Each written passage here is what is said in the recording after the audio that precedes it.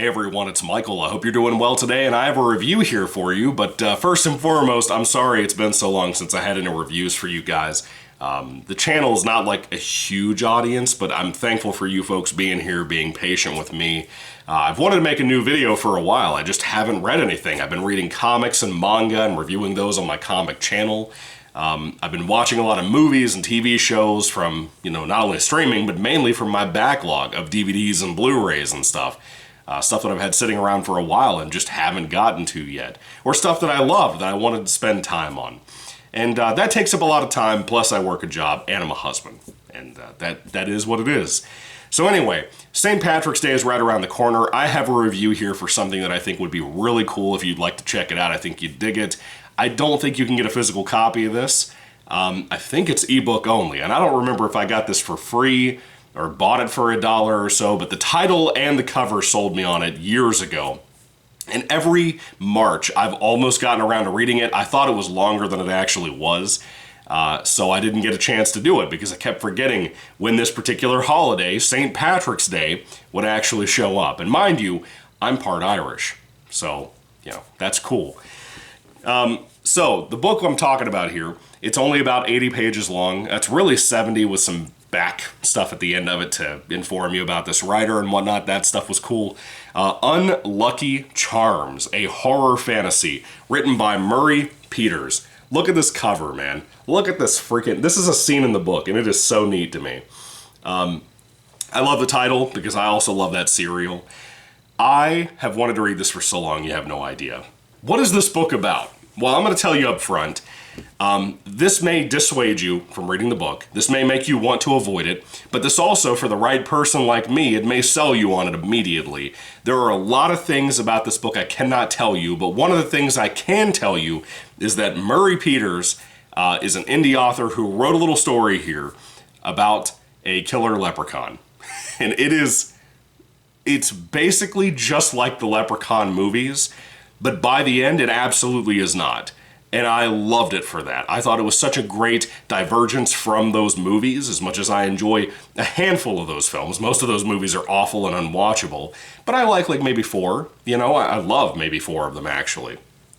You may guess on which ones you think those are. But anyway, I was really hoping for more out of this story, and I got more of it. More out of it, by the end of the book. And I recommend it on that alone, because I thought it was a big twist for people who like kind of mildly extreme horror. This is bloody and gory and gross, but I don't know if I would say that it's quality extreme horror, you know what I mean? But I had a good time. I really enjoyed this book as I read it over the last couple of days. Again, it's only about 70 or 75 pages in total. I'm not going to review short stories. This probably counts to most of you as a short story. I won't review these kinds of things. But if they're closer to 100 pages, I don't mind reviewing those. Those lean more towards novelette, and word count and whatnot. So I thought I'd go ahead and make a video on this one. Anyway, this is essentially about a leprechaun named Unlucky Charms who walks into a bar owned by a barkeeper and basically occupied by a bunch of customers who all hate Irish people. He comes in dressed up in his little Irish getup, and he tells them he wants a green beer, and the barkeeper says, "We don't do that here." He calls him all these things and tells him to get out, and the leprechaun, Unlucky Charms, ain't having it. So he basically has them all trapped in this bar and begins to torture them. And there may be some more reasons behind that. At first, it just seems like typical extreme horror fodder of mean-spiritedness, of someone coming in and trying to do horrible things to people. And in this case, this leprechaun may be supernatural. And he might as well be. It is a really fun little story, but it's gross. And a lot of the kills in here are not as quality as others. That's one thing that may rub people the wrong way. Some of it's very generic. Killing and the way those are set up are not as interesting.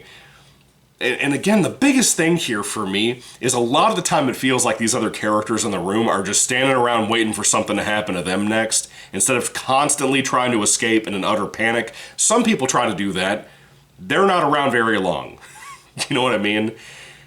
But Unlucky Charms is throwing out one-liners here and there, and it is so much fun. Again, if you love the Leprechaun movies, you'll probably love this. I could see Warwick Davis, the original Leprechaun actor, playing this if they ever made this into a short film, or like a segment of something like what I think it's a great example of.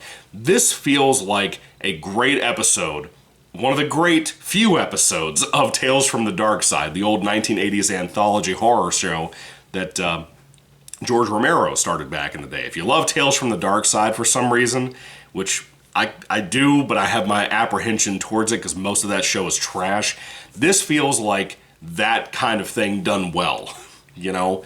In humor, in tone, it's got a very comedic feel to it, but I'll be honest with you, there are parts of this story that recontextualize it by the end that made it way more sad than you would think it would be.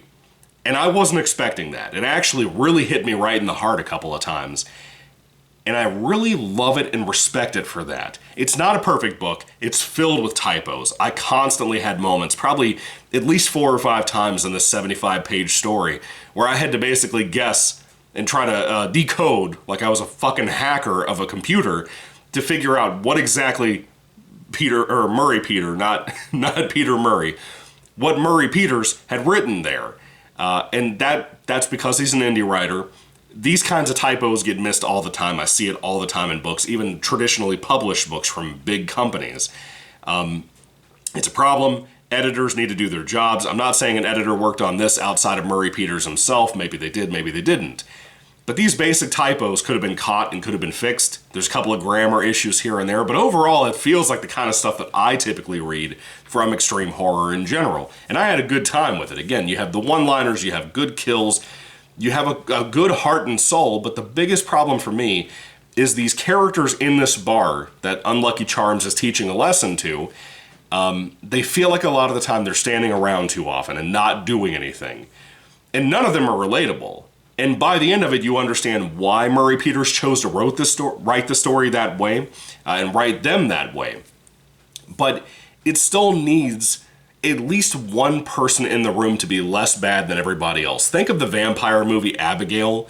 I think Melissa Barrera's character was the least bad of the criminals in that story, from what I remember. That's what it needed, was that kind of character somewhere in here, and it doesn't have that. Therefore, there's not really any kind of sympathy to be given, and maybe a lot of people won't even make it that far into the story. It could have added like 5 pages onto the book, and I think it would have helped it a little bit more, you know? But overall, I love the Unlucky Charms character. I like the pieces of cleverness in here, involving some little rocks that he has, that he uses to torture these people in the room. They have these little skeletons inside of these little pebbles that he has.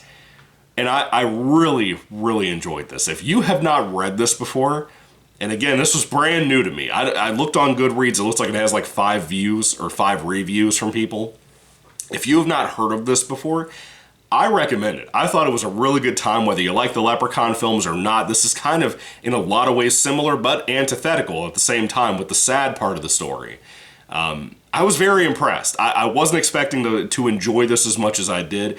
I don't think the majority of people are going to like this as much as I do, but I had a good time, and I recommend it alone on that for this nice little holiday that we have coming up.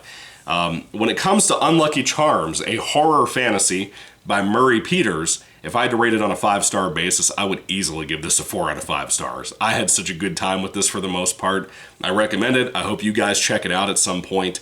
Again, it might still be free to download. I'm not sure, but even if it costs you like $1 or $2, I thought it was worth it. Maybe not for the length of the story, but the content, yes. So debate it amongst yourselves whether it's worth that or not. Anyway, have you read Unlucky Charms by Murray Peters? Put your thoughts and comments down below. I'd love to hear what you all have to say about it. Thank you all for watching, guys. God bless you all. Happy St. Patrick's Day, and goodbye.